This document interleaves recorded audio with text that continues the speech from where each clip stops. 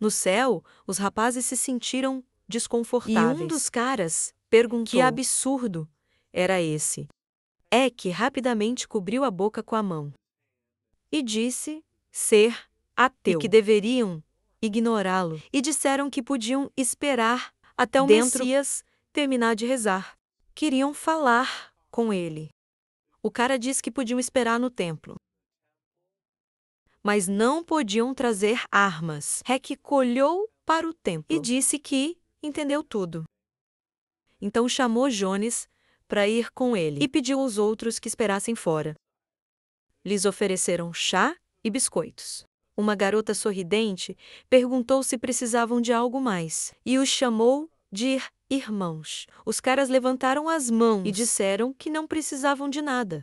E Heck pensou que precisavam de ser salvos. Agora, ele olhou para as pessoas que pareciam felizes.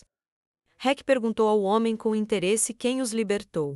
Onde pegaram a comida? Ele respondeu que o Messias e os pastores o obtiveram pessoalmente. Deus, Heck pensou que, por mais que ouvisse, não conseguiria entender. Ele não se acostumava com o apelido. E tudo parecia estranho, a garota dizendo isso. Este era o local onde o Messias ajudaria os crentes que não foram chamados para ascender. E quando o Messias recebeu a resposta de Deus, ele escolheria os que ascenderiam. Heck queria perguntar sobre a ascensão. O que aconteceria com os que ascenderam? E eles ficariam aqui? O rapaz estava emocionado. No momento seguinte, ele riu loucamente. As pessoas ao redor começaram a rir da suposição. Isso lhes pareceu ridículo. Heck até pulou de surpresa. O cara riu e perguntou se os convidados estavam brincando, pois aquele que ascendeu poderia ficar aqui, porque eles, finalmente, iriam para o céu. O Messias chegou, caminhando cercado por muitos homens. Uma das meninas cruzou as mãos e reverentemente dirigiu-se ao Messias. Heck viu o homem, pensando que era o Messias. O homem acenou com a mão e disse ter recebido uma resposta do céu. Agora, começariam a seleção. A igreja estava cheia de barulho. O Messias ergueu a mão e disse que, como está escrito, nação se levantará contra nação, e reino contra reino. Tudo isso é o começo de diversas doenças, famílias e tudo isso é previsto. Portanto, todos que não têm fé sofrerão no abismo, sem a chance de viver ou morrer. Heck pensou com prazer. Ele falava sobre o fim do mundo. Apesar dos erros, mas o sermão dele traz esperança. O Messias ergueu as mãos e disse: muitos irmãos já ascenderam e agora estão com o Pai. E ele é prova de salvação. E eles devem orar e acreditar que irão para o céu e depois receber a salvação. As meninas perto do Messias sorriram felizes. Pessoas gritaram que acreditavam. Eques enrugou a testa e pensou que quanto mais ouviam, quanto mais se arrastava, e ele se perguntava como os havia cativado. Pessoas estenderam as mãos ao Messias e Heck pensou que, além disso, ao ouvir a oração dessas pessoas, ele sentiu algo estranho. Ele se virou para o homem atrás de si. Perguntou onde ficava o banheiro masculino. Ele respondeu que estava no segundo andar.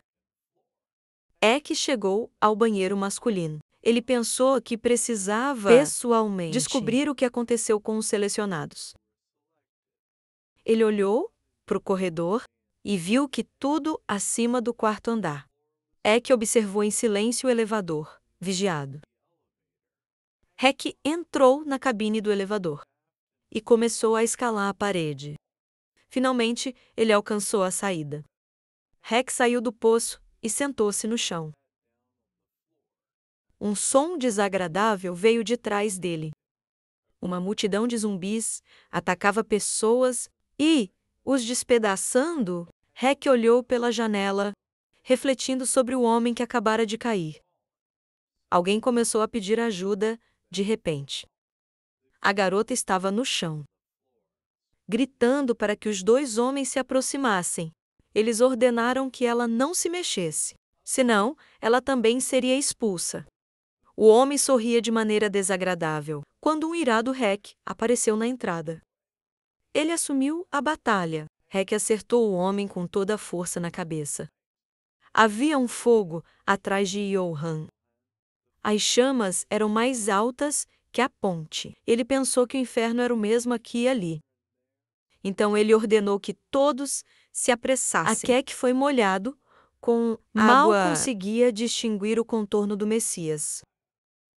Quem disse que mandou um homem para o acampamento deles? E ele ficou surpreso com o quão enorme era. O homem inclinou-se e perguntou com um sorriso maníaco: quantas pessoas estavam no acampamento e se tivessem armas? Rex deu um tapa nele e mandou ele calar a boca. O Messias enxugou o rosto com um lenço e disse que Rec era teimoso e talvez devessem tentar outra coisa. Ele pegou a garota pela cabeça e disse isso. Se Rec não respondesse, algo poderia acontecer com a irmãzinha. Rec começou a xingar e ameaçar. O Messias perguntou o que fazer, porque ele gostava de ver outros sofrerem. Um grito exausto foi ouvido na sala. O Messias olhou para o subordinado e perguntou: o que aconteceu? Ao que ele respondeu que foram atacados. Então, ele percebeu. O subordinado confirmou seus convidados. Parecia que eles haviam começado. O Messias ficou surpreso com a rapidez dos eventos e pensou que havia deixado ir 2 deles. Descobrir a localização do acampamento deles. Ele olhou para o hacker irritado e pensou que ainda tinha 4 reféns. Então, por que eles começaram a agir? Como ele iria atacá-los à noite? Depois de conhecer sua força, havia muitas máquinas de lavar na sala. Ao soar, parecia ser o líder deles, de branco. Então ele deveria livá-lo e segui-lo. Péssaros foram ouvidos. O corredor inteiro estava coberto de cadáveres. Quando o Messias refletiu sobre o que aconteceu aqui, ele pensou que seus homens tivessem armas, que pegaram dos prisioneiros. Agora, eles provavelmente estavam reagindo. E se ameaçar o refém, ele poderia controlá-los. A porta do hall abriu-se. Os homens de Johan sequestraram os de Messias. Os homens estavam ajoelhados e olhavam para o líder com esperança. Os corpos dos guardas estavam de lado. O Messias não compreendeu o que aconteceu. E ele se perguntou como haviam sido mortos tão rápido. Johan parecia assustador ao falar com o Messias. O homem forçou Rec a ajoelhar-se, e o assistente colocou uma metralhadora, baionete em seu templo, e o Messias disse que Johan estava causando problemas em um lugar sagrado. E ele não temia a ira do céu? Depois disso, ordenou-lhe que largasse a arma, ou ele mataria Rec no mesmo instante. Uma bala atingiu o assistente do Messias no templo. Um jato de sangue subiu. E o cara caiu morto no chão.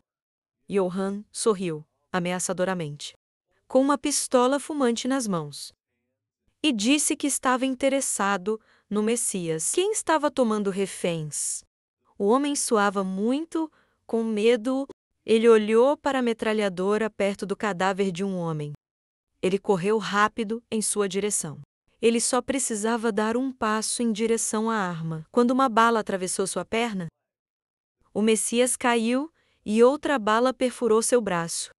João abaixou e pediu a John para pegar a arma e pergunta se ele pode fazer um riaque gratuito. Então ele olhou fixamente para o garoto e ordenou que se preparasse. A resposta para essa situação, Pais se curvaram e concordaram. O Messias tremeu e gemeu de dor. Gillian se aproximou dele e pensou que terminou muito facilmente, sendo que eles subestimaram ou exageraram, ou os membros do acampamento o superestimaram. Lembrou-se disso por causa de uma bomba de fumaça. A formação deles foi quebrada, e todos morreram sem nem sequer terem alvejado. Johan pensou que talvez esta foi a primeira vez que enfrentaram uma verdadeira batalha. e perguntou ao Messias onde estavam os outros. O homem riu e sugeriu que eles morressem no inferno. Como ele era imortal, João agarrou pelo peito e disse que estava bem, porque ele garantiria que o Messias jogaria para que ele não morresse tão rápido. O Messias ergueu a mão com uma cicatriz e perguntou se ele acreditaria se visse provas. João franziu a testa, rasgou rapidamente a camisa do homem. As meninas apertaram as mãos e disseram reverentemente: Messias, ele estendeu os braços para os lados, mostrando seu corpo cheio de cicatrizes, e instruiu os incrédulos a olharem. Então perguntou-se: mesmo agora sua fé era fraca? As pessoas ergueram as mãos ao ar, gritando que acreditavam. Olhe bem para o Messias. E pensou que ele compreendeu como o homem manipulava as pessoas.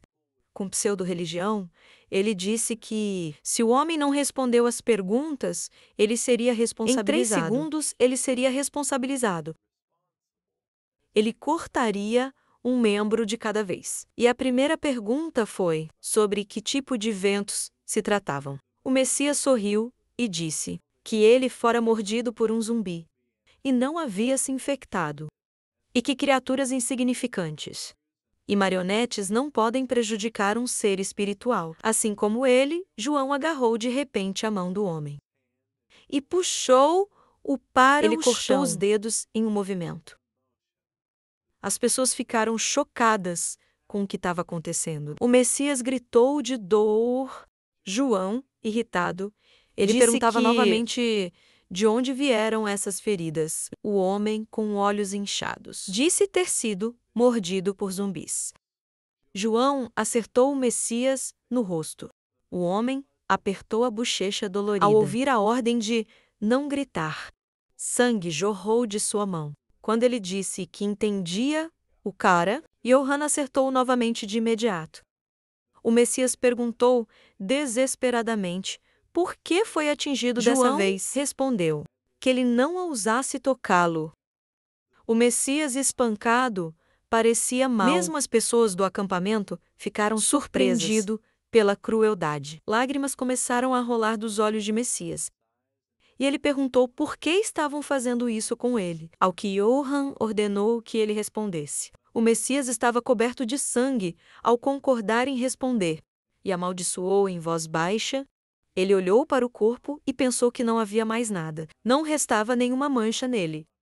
E ele estava prestes a desmaiar. Ele olhou para o teto, achou que era por medo.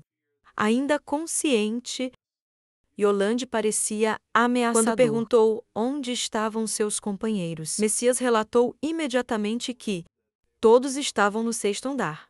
Na lavanderia, os 3 estavam vivos. João mandou Janguan verificar suas palavras. O garoto correu imediatamente para procurar, acreditando que ele estava com medo. Messias estava de joelhos quando Joana falou. Ela fazia a próxima pergunta. Por que libertou 2 reféns? E o que faria se os encontrasse? Ao qual o homem respondeu. Ele queria verificar a localização do acampamento. As meninas na congregação ouviram e ficaram surpresas, enquanto o Messias ia pegar as armas e comida. Depois disso, ele não achou que eles tomariam vingança. Ele tinha reféns e não sabia onde era o acampamento. Aquele gigante, o João, pensou em como não planejara, deixando os 2 irem no primeiro lugar. Mas quem viu soldados totalmente armados na fronteira, ninguém atacaria sem pensar. Ele pensou em Reagan e como sua aparência importava. Havia gritos no corredor. Johan bateu no Messias de novo. O Messias perguntou novamente por que estava sendo atingido. E Johan respondeu que ele só estava o irritando. Então perguntou o que ele havia feito antes do Apocalipse. O Messias hesitou. Então ele respondeu que havia estado na prisão. Johan disse sarcasticamente que havia conseguido desde que o pecador assumiu o papel do Messias. Então perguntou por que ele havia sido preso. As meninas o ouvem, diga a eles. Ele havia sido preso por fraude em grande escala. Ao que o garoto disse que ainda não conseguia largar o antigo vício.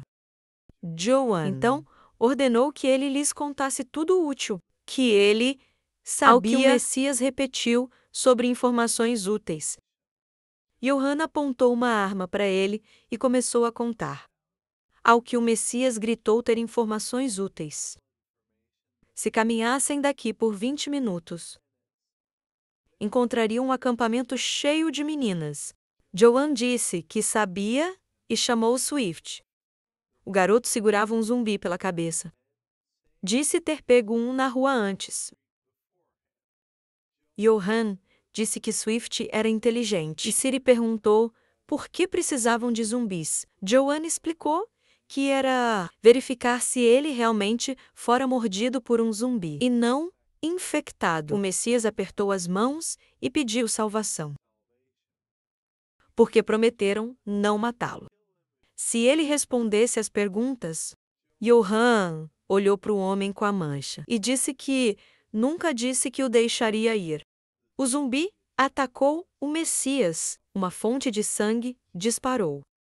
Johan apunhalou o zumbi na espinha. Swift perguntou imediatamente se o homem estava morto. Ao que Johan respondeu, isso não fazia diferença para ele.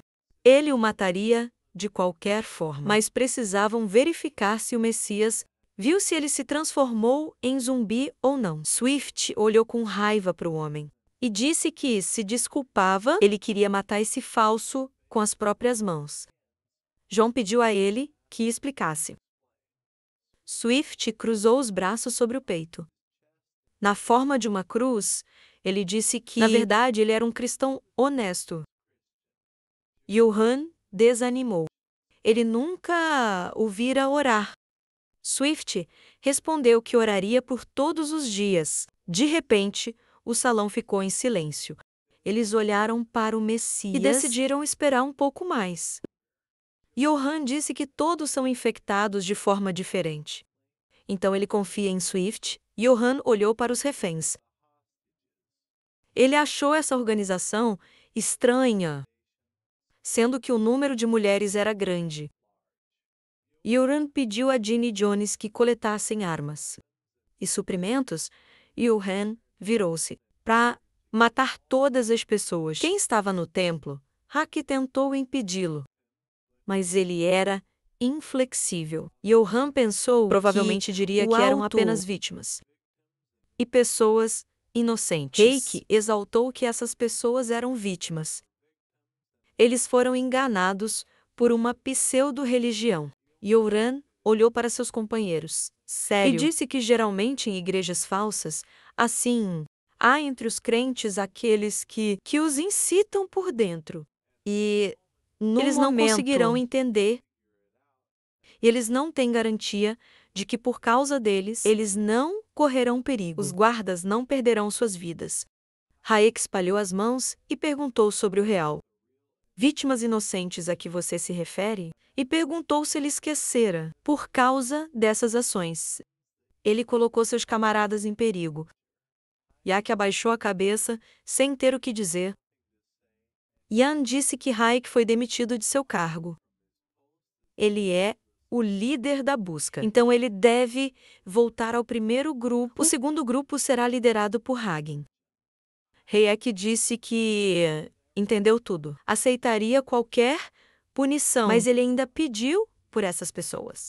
As meninas começaram a chorar. Johan pensou nas pessoas. Quem teve sua fé verdadeira abalada e eles choravam, não por temerem perder suas vidas, mas porque acreditavam que as lágrimas os ajudariam a enfrentar a tristeza de seus entes queridos.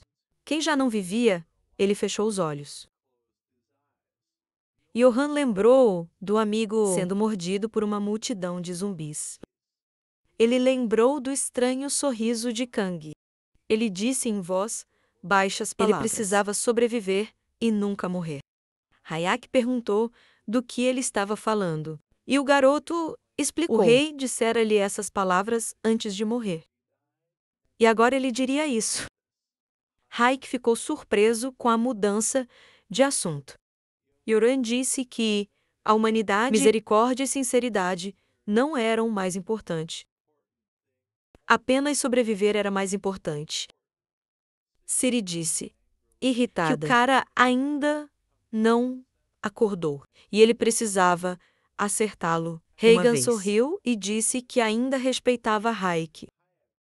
Tendo um coração tão bondoso e em tempos tão difíceis, não é fácil. Mas isso não significa que ele está certo. Johan se voltou para os reféns e disse que agora eles escolherão os dignos e úteis. Todos se levantaram, com as mãos atrás das cabeças. Johan olhou para os reféns com arrogância. Ordenou-lhes que baixassem as mãos aos que correspondem às suas palavras. Depois disso, ele nomeou médicos e enfermeiras. Então as meninas ouviram sobre engenheiros, eletricistas, mecânicos e construtores. Mas não havia ninguém depois disso. Ele perguntou se talvez deixem os que podem enfrentar 10 zumbis sozinhos. Finalmente, alguém ergueu a mão. Yoran perguntou imediatamente sobre suas habilidades. Ao que o cara respondeu ser um artista de mangá. Seri começou a levá-lo para algum lugar. E você imediatamente perguntou o que ela estava fazendo. Ela perguntou se o estavam levando.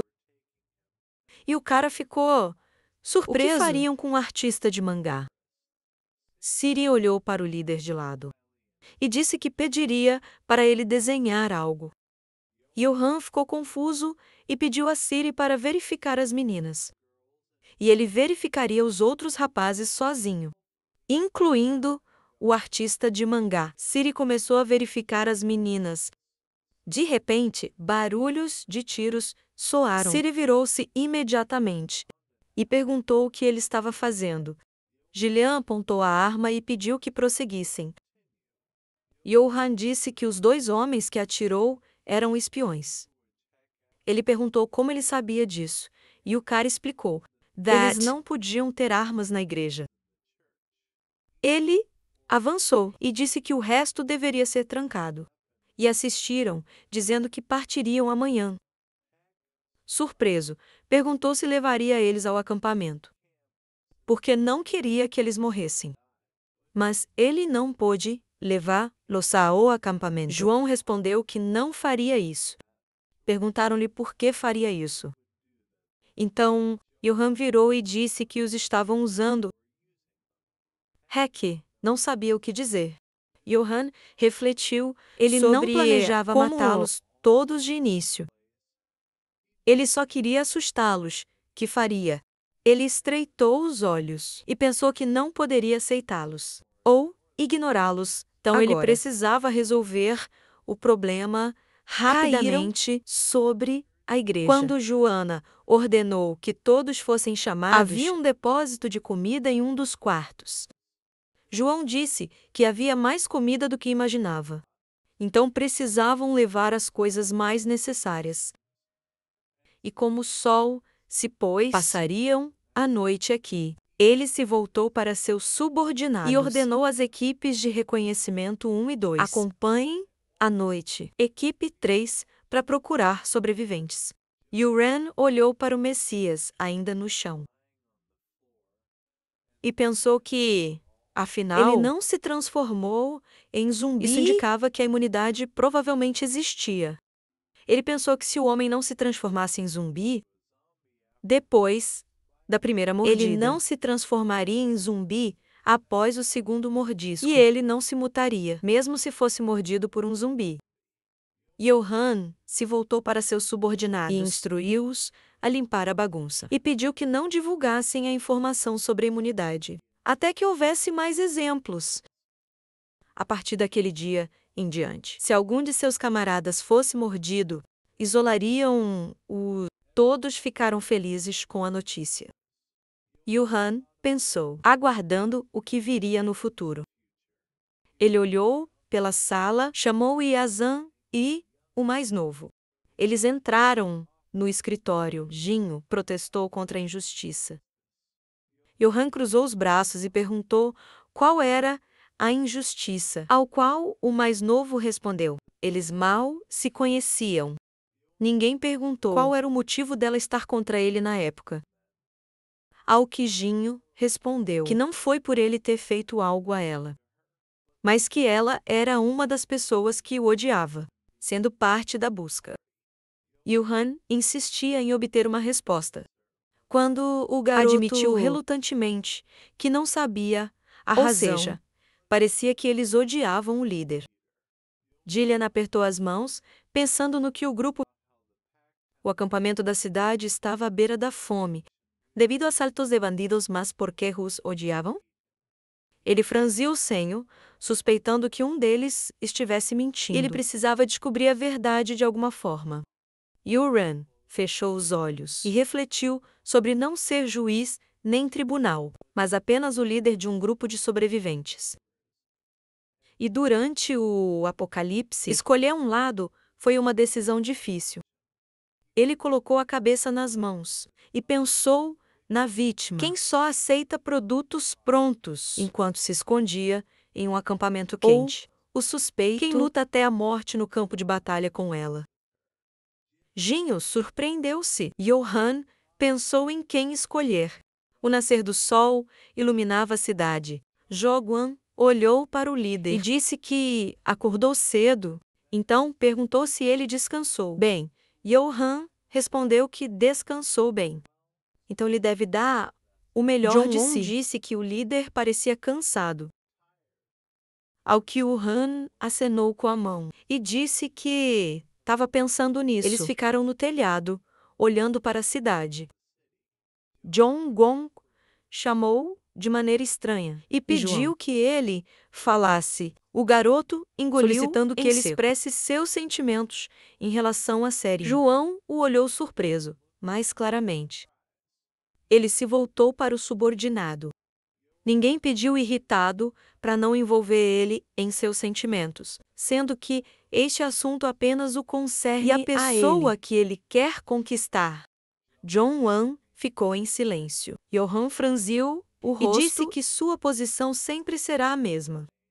Ele quer que todos os desejos se realizem, contanto que não prejudique o acampamento.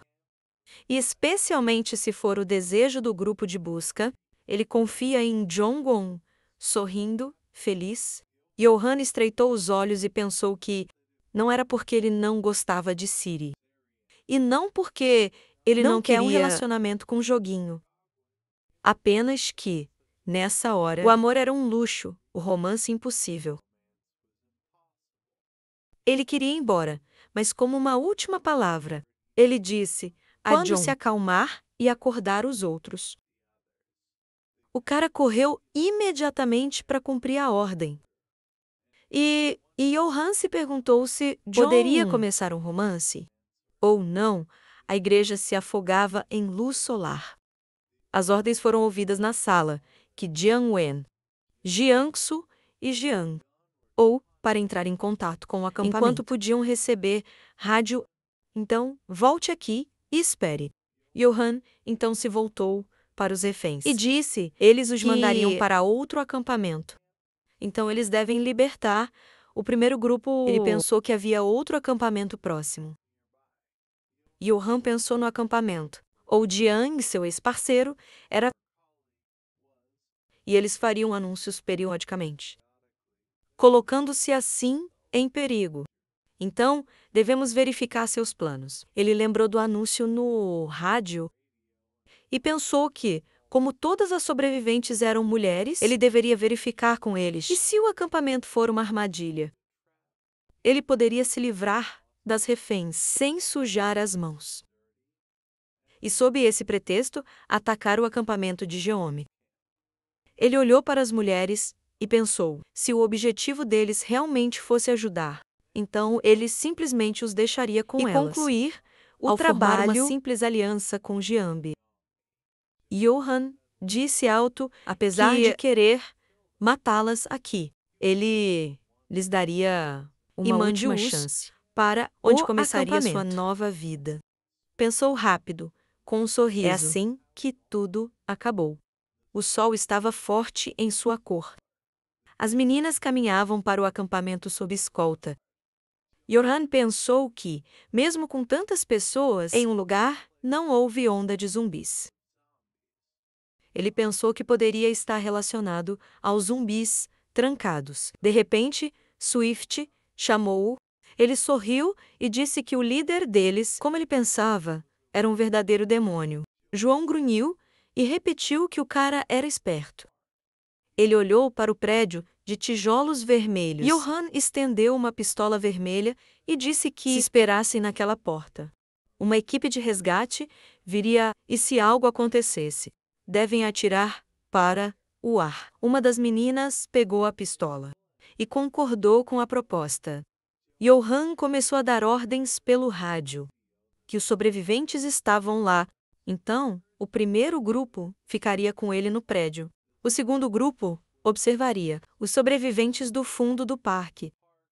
E o terceiro grupo observaria do prédio administrativo.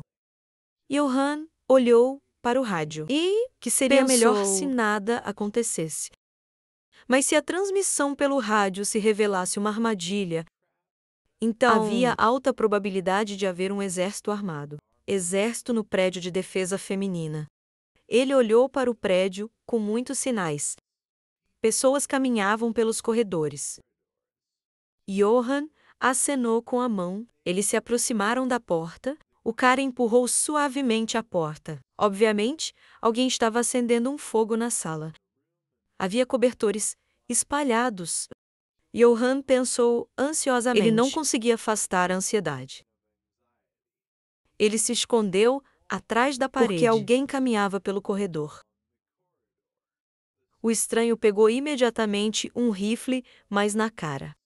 Ele agarrou o rosto e começou a perguntar o que estava acontecendo.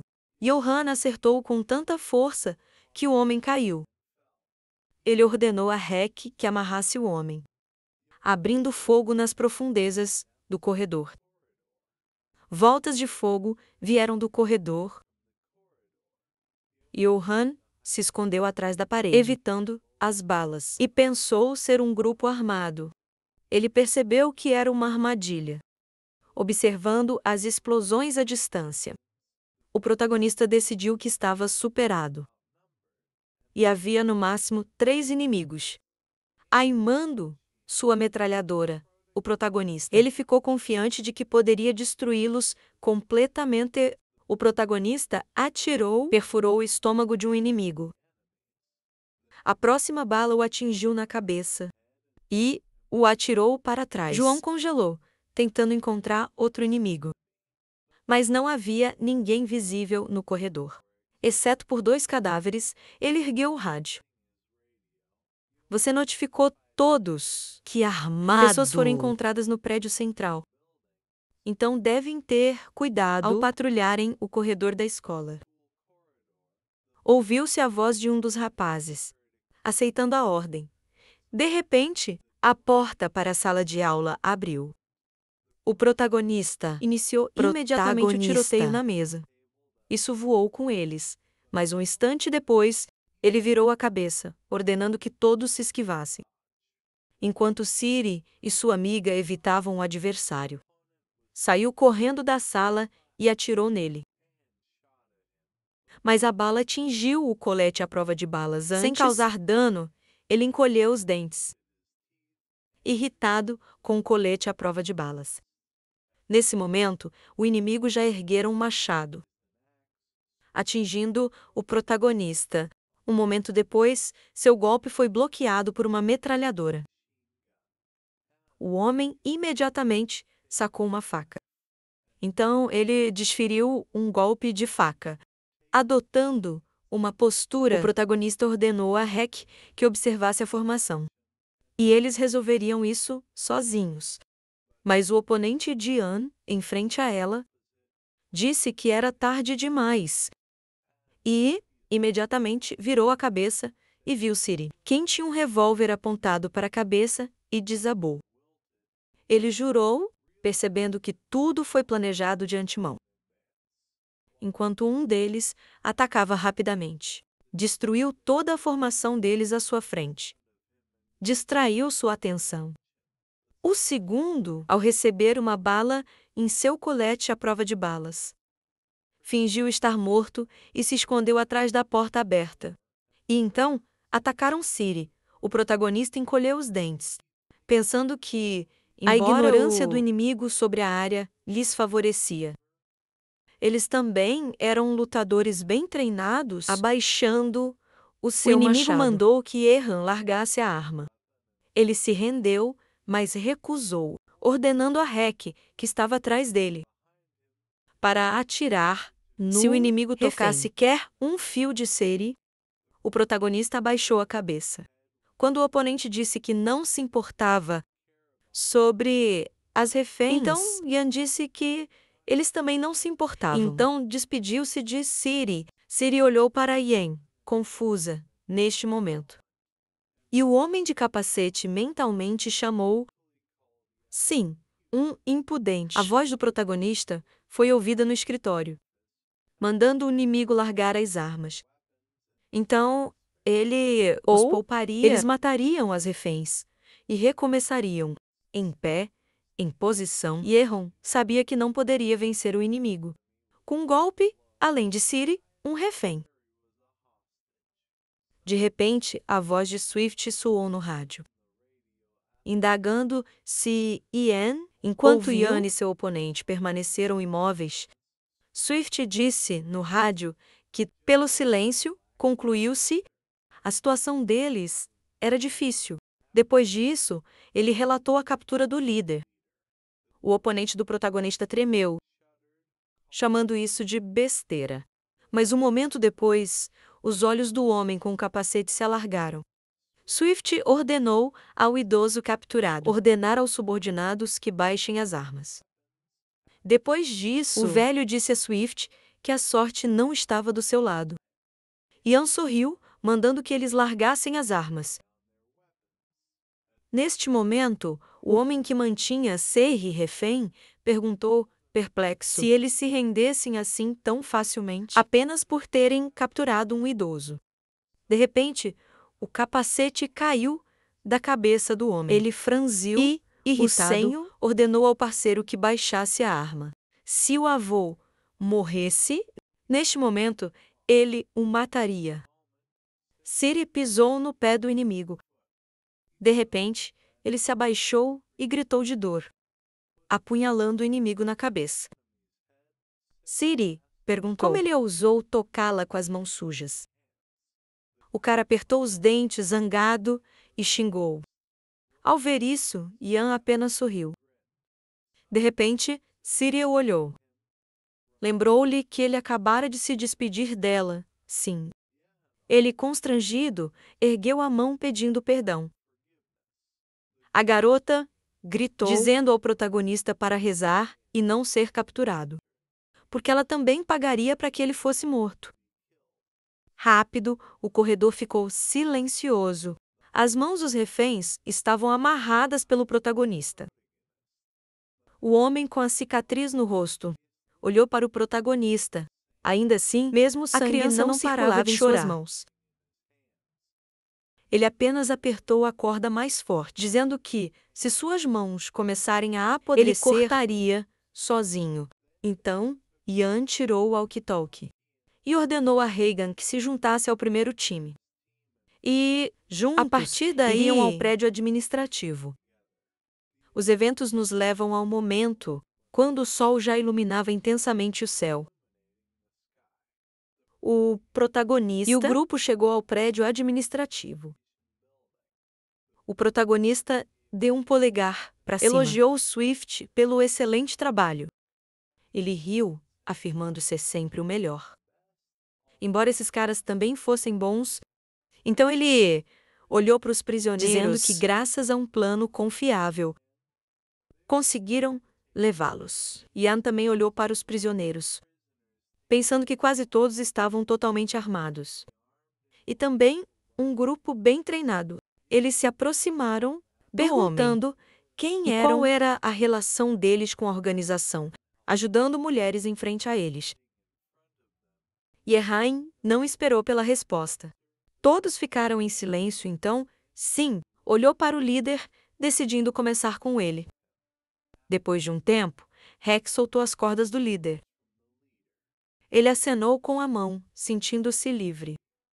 Irritado, o velho disse que se envergonhava de se ajoelhar, afastado de seus subordinados. Rindo, o velho perguntou a Calga onde estava Dong-su. Quem respondeu a informá-lo sobre a morte de seu camarada. Quando o velho ouviu sobre os 3 mortos, ele sorriu maliciosamente, dizendo que era azar. Eles foram interrompidos por mandando-os parar de papo furado.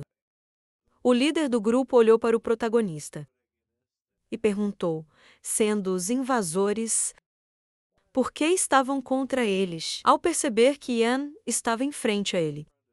O idoso clicou a língua, mas não respondeu. Retirando a faca, Yan se disse mentalmente. Desde que o velho ele não queria contar tudo da maneira correta. Ele teria que fazer tudo de maneira errada. De repente, uma voz feminina veio do rádio do velho, perguntando se ele estava aqui. Yan exclamou mentalmente, olhando para o rádio. Ele desligou o rádio imediatamente, irritando o velho, sim, e sorriu, dizendo no rádio: eles não se ouviam há muito tempo.